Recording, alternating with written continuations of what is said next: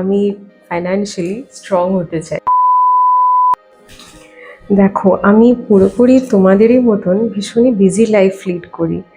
মানে আমি একটা সংসার সামলাচ্ছি, আমার মেয়ে এখন খুবই ছোট, তাই মেয়েকেও দেখতে হয়, আবার একটা জবও করি। তাই হ্যাঁ, খুবই বিজি লাইফ লিড করি। কিন্তু আমারও কিছু স্বপ্ন আছে।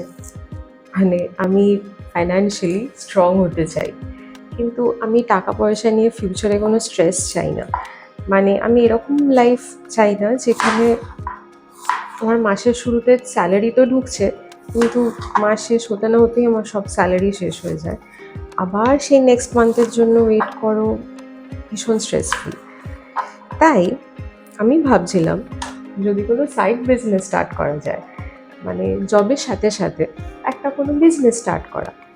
কিন্তু আবার এটাও ভাবছি যে জবের সাথে সাথে বিজনেসের হেডেক দুটো একসাথে পসিবল কি না।